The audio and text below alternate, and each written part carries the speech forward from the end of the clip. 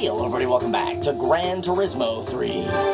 Well, it's a kind of a special car for me, personally, just for this profile specifically, because this is actually the first car that I bought. So basically, when I started this profile, the first thing that I did was all the license tests, gold. So I got the first, those 5 cars, and then I kind of did every race that I could with those cars that the game gave me, and then I had like 185 grand or something like that, and I bought that car, upgraded it a bit, and used it quite a bit. So it's got a bit of mileage on it, 552.6. But today's car is the Lotus Esprit V8 SE thumbnail. 1,071 horsepower, 1,173 kilograms. Look at how close that is in terms of power to weight ratio, you guys. Look at that power to weight ratio, 1.095. God damn, mid-engine rear-wheel drive with a big V8 dual overhead cab turbo in there. Nice big 3.5 liter V8 in there. Yeah, Lotus Esprit is an awesome car. Maximum speed, you guys. Yeah, it was the first car that I bought in this game, the Lotus Esprit. Lovely. Well, out here at the Top Speed Challenge, you guys, the champion is the Skyline GTR V-Spec 2 R34. Look at that speed, you guys, 227.3. 2 cars have hit 220. We need 208.8 set by the R-Tune R34. Many Skylines. Let's have a look, you guys. Super soft. And you guys can pause on these screens to see our settings. So you'll see a pretty heavy spring rate in the back for this car, and then you'll also see I'll note some things here, you'll also see the stabilizer is 5 and 6, if you didn't catch that. So this car has a jumping booty. When you shift gears in this car, the ass end goes flying into the air, and then when it gets into the next gear, it drops right back to the damn ground. So it's kind of hard to control this car, to be honest, through the first couple of gears because the ass end jumping around so much. 37 is what we're at on the transmission. And as always, 0 and 1. Let's get this, you guys. Yeah, watch the booty drop on this thing, man.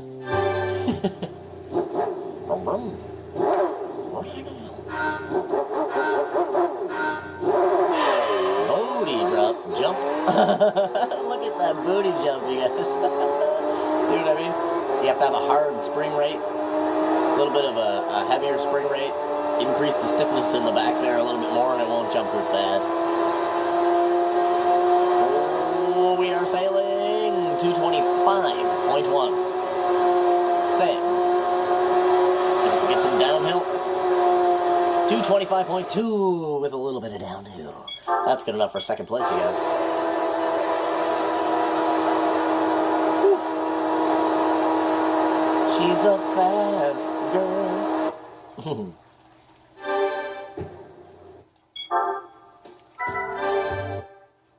3 cars now, you guys, have gone above 220. It's getting crazy. 225. Only 2 miles an hour off the GTR R34. Wow. Now cars need 213.6. Top Speed Challenge is getting crazy. Here we go, you guys. The quarter mile.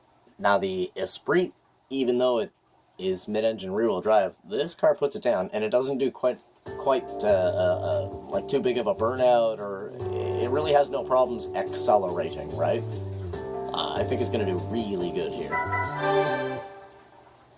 9.203 by that rough CTR2. He might just remain the champion for the rest of the game, I think, bro. That's a fast car. ZZ2 got that R34 banging up in there now. We need a 98.98, you guys. 9.898. Pretty sure this car's gonna beat that. Let's get this. Vroom, vroom. And up, booty drop. Jump it, drop it. Jump it, drop it. Gotta love it. Well, we are flying. 9.568. How many cars are gonna be 9.5, you guys? What the hell? 5th place. There's so many 9.5s. Let's watch that abnormal booty drop.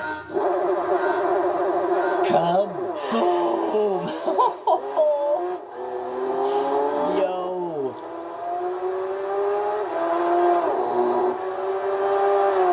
Wow. What a beast. Oof, look at how fucking close this is, you guys. What the hell? 9.515, 9.539, 9.552, 9.568, 9.579. Wow. This is the tightest, man. Holy. And again, that rough CTR2, I don't know if anything's ever going to beat that, bruh. That's pretty quick. 9.2? Maybe the GT1? Like the Toyota GT1 road car? Maybe.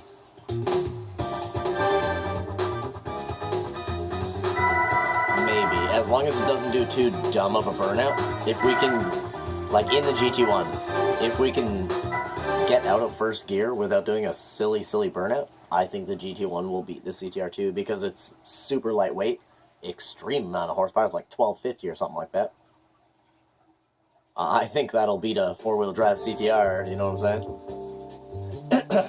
And one thing about the Lotus Esprit that most people don't realize is that it has no running lights at night. So, like, literally no brake or no taillights. So, the only time the taillights come on in a Lotus Esprit is when you actually hit the brakes. So, anyways, let's get all warmed up.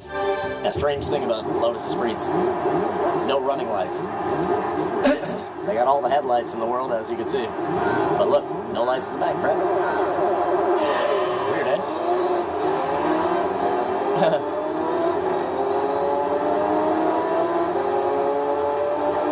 Yeah, the two Lotus Esprits in this game, the V8 SE, which is this one, and then the Sport 350, they're both very difficult cars to drive. Whoa, come on. Now, the reason why I actually started this profile with this car and I decided upon this car first is because I knew that this car was very difficult to drive. And I wanted to teach myself, like, how to race better in this game. And this car is a great teacher because it doesn't really like doing anything, to be fair. It doesn't like accelerating. Doesn't like braking too much. Doesn't like turning a whole lot. It's very twitchy. Loses control pretty much no matter what you do. See what I mean? Like the brakes. Turn back. It's a very labor-intensive car. Hey, you could like lose control at any second. Whoa. Sorry, you guys. Hold on one second. Let me let me put my dog's space helmet on. She's driving me nuts. The cone of shame. Come here, doggy. No, I can't quite see in the dark. Pardon me, you guys, goddammit. I cannot see in the dark. Oh, this goddamn thing. Pardon me, you guys, this thing is literally see-through, so it's like fucking impossible to see in the dark. Like it's literally translucent. There we go. Pardon me. Yeah, now she can't scratch the shit out of herself while I'm trying to go 105 miles an hour. God damn. You know?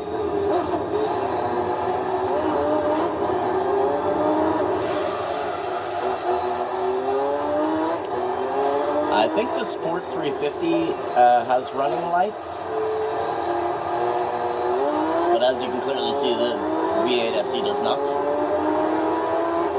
I can't remember if it does or not, the Sport 350. I mean, obviously, that car is coming up soon, so we'll be able to see. Easy. They gotta be real sensitive on basically everything in this car. Once it's fully upgraded, it's actually an amazing car if you're like fully upgraded, right? Whoa, like many of the cars in this game, if you fully upgrade them, it ends up being a detriment to the car because it's just too much, right? And this is a great example of too much. because it's hard to even touch the gas pedal without the car reacting in a very unusual way.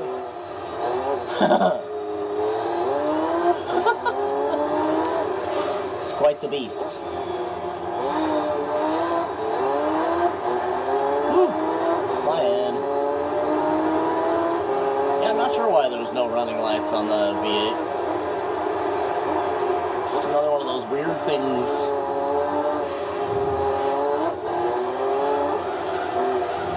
Come on. Oh, too much. Turn. Oh, what a recovery. Whoa. Holy crap, we were fucking airborne there, you guys. Please, you can see what I mean about the Lotus Esprit. It is a very difficult car to drive. Very moody. It doesn't like doing anything. Come on.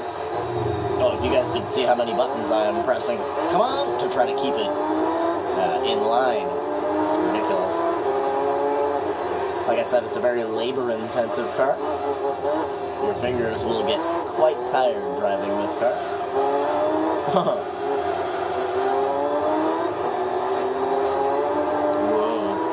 It's very wobbly as well. It's pretty lightweight. It's also a pretty small car. Like, if you've ever seen a Lotus Esprit in real life, they're actually pretty small cars. Just a little two-seater sports car with a big, giant V8 behind you.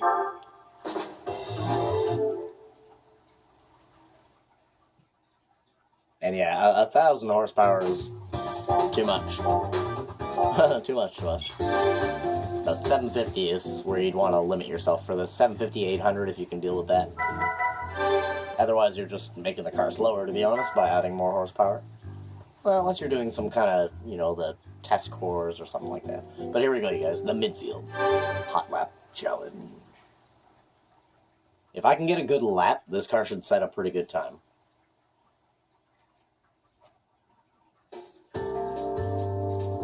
Now, that's a pretty big if. Because, like I said, this car doesn't really listen very well. It's very difficult to drive. The 350 drives a little bit better than the V8 SE, but it has other problems of its own. I guess I'll just say that. It has its own list of issues. Champion, you guys, of midfield, the Nissan R390. The ZZ2 very close behind that, and again, leaving him in the dust, you guys, 102.777, those on to C12. We need a 106.218. Let's get this.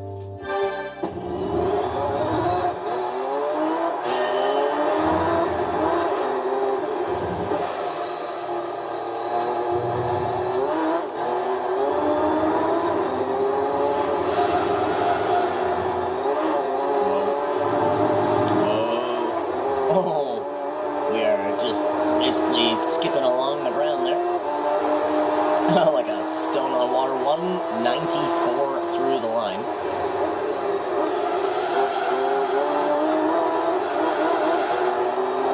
Come on, baby. Me and you have been through wars. You're my first boat. At least for this profile. 19.6, we are going fast.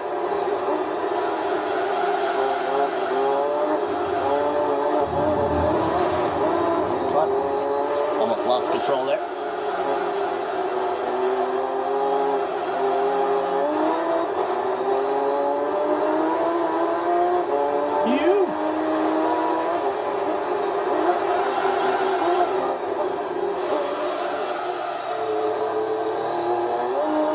No.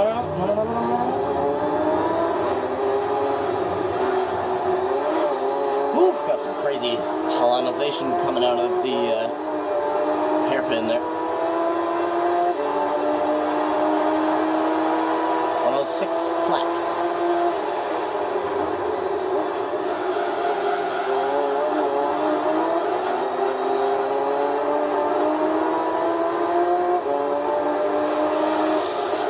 Ooh, the ghost kind of tripped me out there. I was like, should I be braking? Shit. Turn. Oh, I had to lock my brakes there, you guys. We were not going to make that.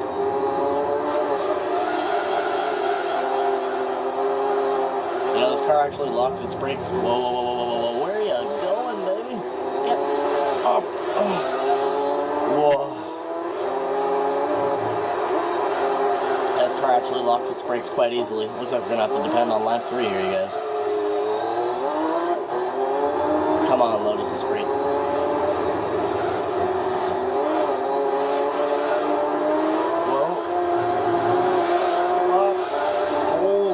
Shit, you guys. What a fucking fire-breathing dragon this car actually is. Like, wow.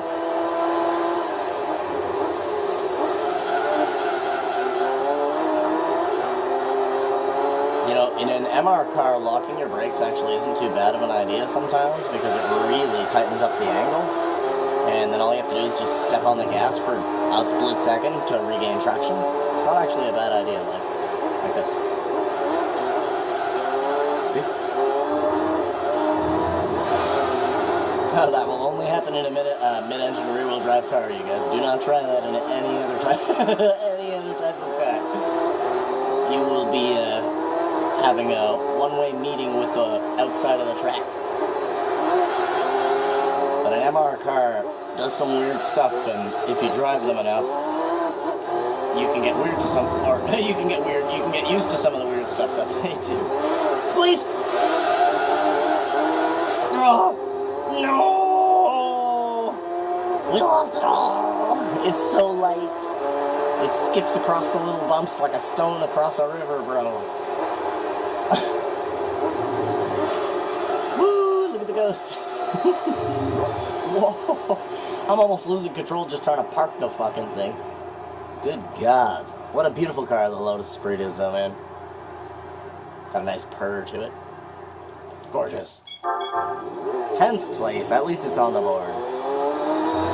And that says something this far into the testing.